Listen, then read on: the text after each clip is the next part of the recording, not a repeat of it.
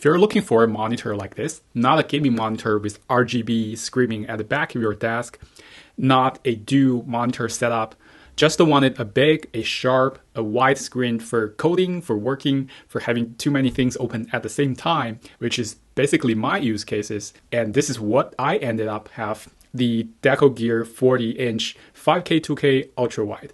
So the resolution is 5120 by 2160. It's the same vertical resolution as a 4K monitor, but it's wider. Think of it like a 32-inch 4K display that hit the gym and only trimmed the shoulder, so it's getting wider.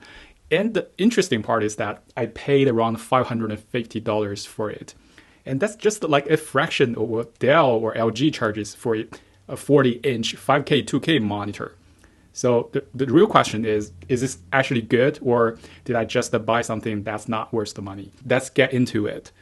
Quick context on the resolution, because this is the whole reason why I bought it. So most of the ultra wides are 3440 by 1440p.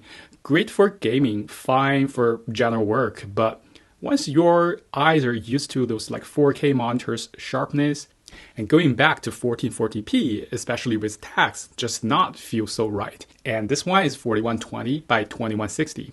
So the number that matters is the 2160. And that's the same vertical resolution as a 4K monitor. So when you're reading code, you're reading docs, spreadsheets, anything that text heavy, it stays crisp as a 4K monitor. So horizontally, you also get the 5120 pixel instead of the 3840. And that's roughly 1/3 more than a 4K resolution monitor. So it's not just a stretched ultra wide. It's not a compromised panel with lower resolution. It is basically a 4K plus extra room on each side.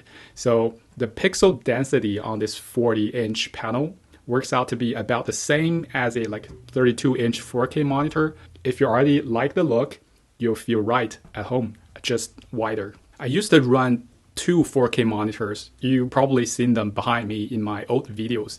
So 2 screens are productive and a lot of space, a lot of pixels, sharp text, no complaints about that.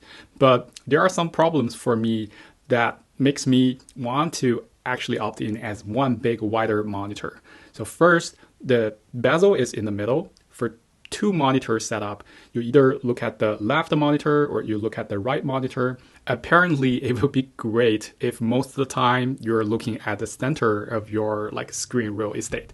That's just not the case when you have 2 monitors. I even sometimes try 3 monitors, but that comes to my second problem is the cables. So for 2 4K monitors over USB-C or DisplayPort, sometimes if you have 3 4K monitors, there are sometimes it comes to this problem. Why the left monitor awake, but the right one is taking a nap. And sometimes it depends on the sequence you plug in the USB cables or DisplayPort cables. It's just that a little bit more problematic in cases when one monitor is lit up, the other is not. So those are the 2 main reasons I wanted to try one screen, one cable, but I don't want to compromise the sharpness of the text and the sharpness of anything displayed in the display when I do coding, when I'm reading a lot of text. And that's exactly what 5K 2K does. As you can see, my main layout here is 3 apps side by side. VS Code, browser, and terminal or docs on 3 of the apps. And that's it. That's the whole pitch. And it doesn't feel cramped. Each window has room to breathe. I don't feel the broader navigation bar takes too much real estate. I don't have enough space to see the actual web page. And the code editor is still showing a decent and comfortable number of lines.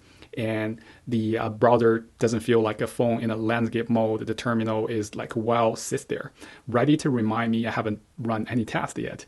So for coding, this is a perfect setup for me. And for writing, research, dashboards, Teams, Outlook, and the Azure portal, management portal, those kind of stuff. Basically, the entire modern software engineer survival kit, it works.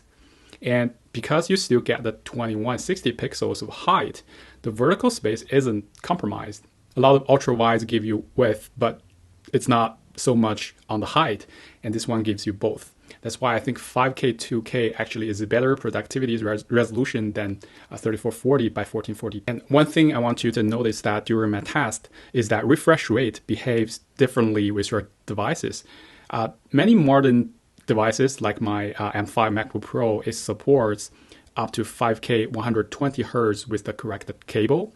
But I do notice that on my like older M1 Max MacBook Pro, even though it has like the Max chip and in theory it powers more monitors than the M5 based chip, I only topped out at around 100 Hz. And that's something I noticed. That's something I realized only after I testing the two different devices. So if you're buying this monitor or buying any 5K 2K monitor, keep in mind it may not support every devices of yours. Maybe if you have like an older generation MacBook Pro, you want to check that before you buy a 5K 2K. But honestly, 100 Hz is also okay in most of the cases. You're just not realizing the full potential of this 5K 2K monitors panel's fastest refresh rate. Now let's talk about the panel quality and color. And for colors, I want to be honest, the spec sheet says it's up to 99% of DCI-IP3. It's a nano IPS.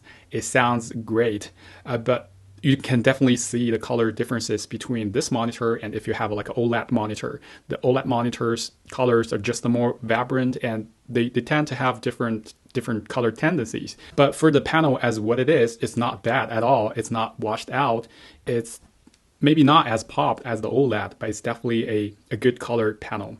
And about the refresh rate, it runs at 120 Hz. So if you're using it for casual gaming, I think it's genuinely fine.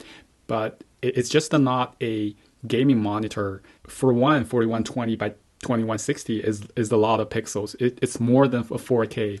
And running native resolution gaming will absolutely punish your GPU.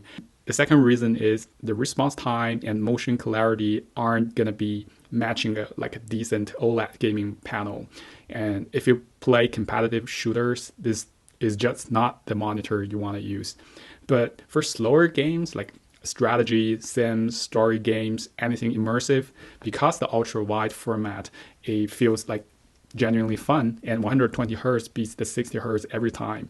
So basically, this is a productivity monitor rather than a gaming monitor, but it can game, it's just not a gaming monitor. And next, I want to talk about the build, stand, VESA, and bezels of this monitor. So the physical size of this monitor, it's not feeling premium, but it's not terrible. It's just okay. It worth every dollar of what you spend. It's light, it's plastic. Some people may say, okay, light is good.